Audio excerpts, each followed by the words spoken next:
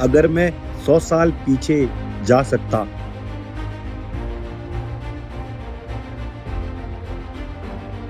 तब भी शायद इन असंख्य घंटियों की कहानी समझ पाता।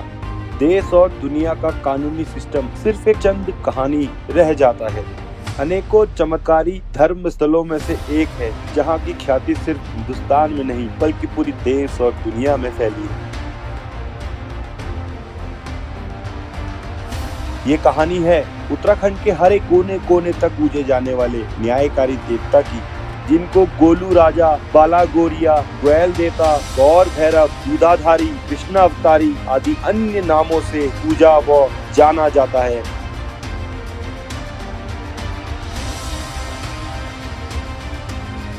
भगवान शिव के अवतार गोलू देवता श्वेत अश्व यानी कि सफेद घोड़े पर अपनी सवारी करते हैं और न्याय करते हैं।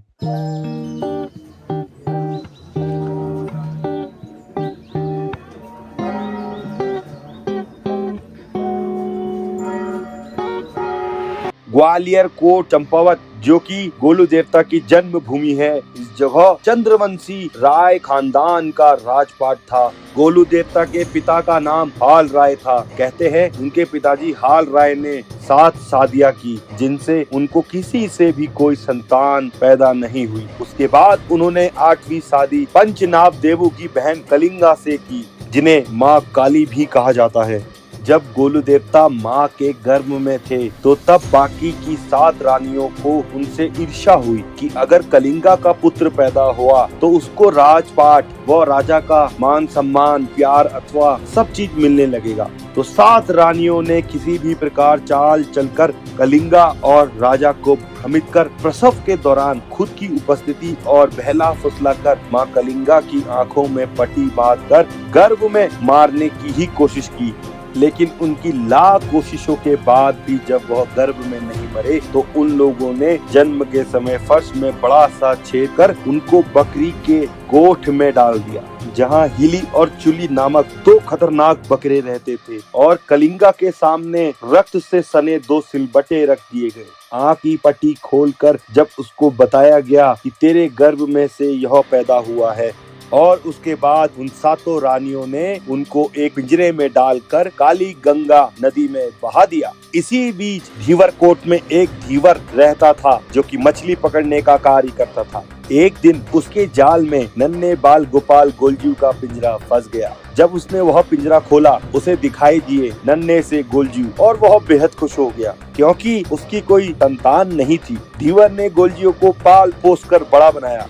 एक तरफ गौर भैरव यानी कि गोलू देवता कभी कभी अपनी माता के सपनों में दिखाई देने लगे, जिस माँ ने खुद को दोषी समझ लिया था, भगवानों से मौत की गुहार लगा चुकी थी और ना जानते हुए दर्द में जी रही थी। तभी एक दिन गोलजू काली गंगा के उस पार काठ के घोड़े में बैठकर आए। वहां उन्होंने अपने घोड़े को पानी पिलाना शुरू किया और इस बार कलिंगा अपनी 7 सौत के साथ काली गंगा में स्नान करने के लिए आई थी। काठ के घोड़े को पानी पिलाते देख उन रानियों ने गोलजू को ताना कसा कि कितना पागल लड़का है, कितना मूर्ख है, काठ का घोड़ा क्या कभी पानी पीता है। तभी गोलू देवता ने उत्तर में कहा, अगर रानी कलिंगा के गर्भ से सिलबट्टा पैदा हो सका है तो काठ का घोड़ा पानी क्यों नहीं पी सका। उसके बाद उन्होंने माता कलिंगा को बताया कि वो उनके पुत्र हैं। राजा को जब उनकी 7 रानियों की करतूत पता चली तो उन्होंने सबको कड़ी से कड़ी सजा दी।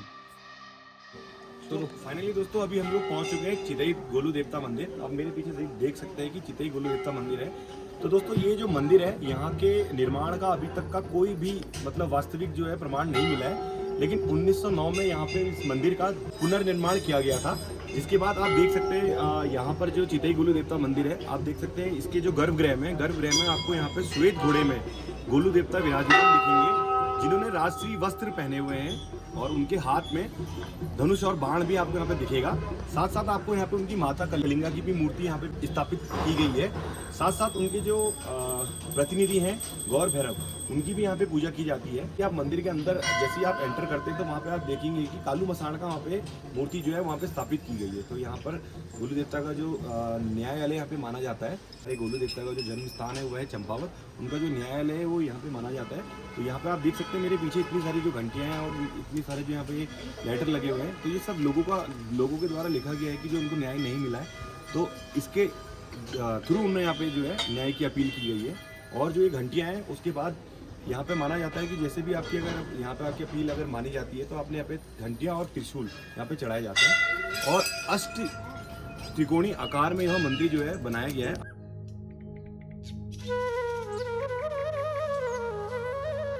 उसके बाद गोलजू ने अपनी माता को बताया कि हे माँ, तेरे सामने जो सिलबट्टे रखे थे वे लोड़ी सिली के अवतार बन चुके हैं। मेरे जन्म के समय जितने भी रक्त के छींटे थे उन्होंने रगत कलू, तगत कलू और भैरव कलू का अवतार ले लिया है।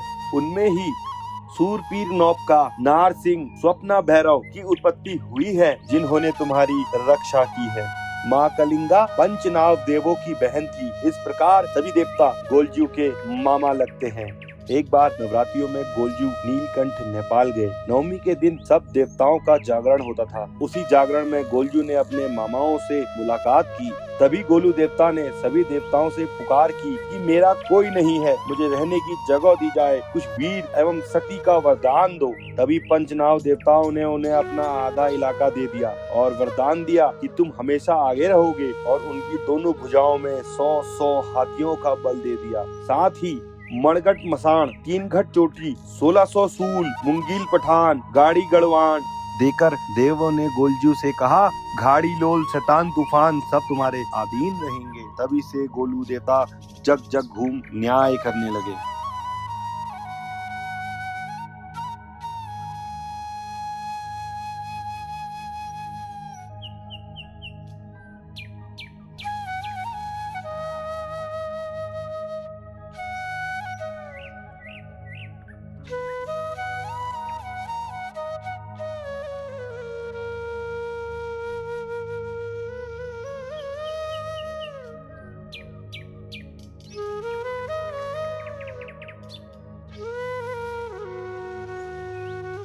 मंदिर प्रांगण में लगी इन असंख्य और अनगिनत घंटियां इस बात का प्रमाण है कि जिन लोगों को देश और दुनिया में न्याय नहीं मिला, वो उनको गोलू देवता के इस मंदिर में आकर मिला है।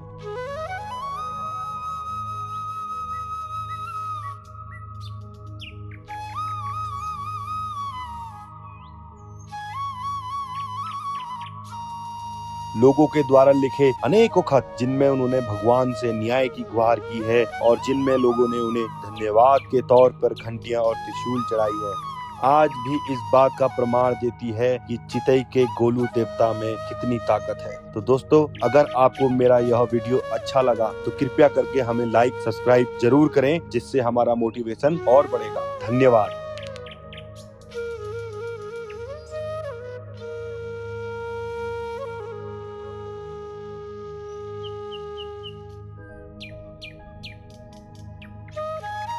चितई गोलू देवता की तरफ जाने के बीच में यहाँ पे एक शानदार सा यहाँ पे एक रेस्टोरेंट है और ये देख सकते हैं। और ये रेस्टोरेंट में हम लोग रुके अभी। भैया जी मिले। भैया जी हाय कर दो भैया जी। और दोस्तों, अभी जैसे कि हमने यहाँ पे चाय पी और जैसे घर में माता जी के हाथ की जो चाय होती है एकदम वैसी याद आ गई दोस्तों।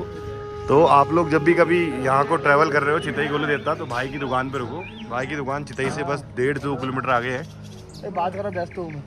यह है देखो दोस्तों, और ये है अपने टीममेट। ये देखो ये लाऊंगा। यहाँ पे दिखाएगा।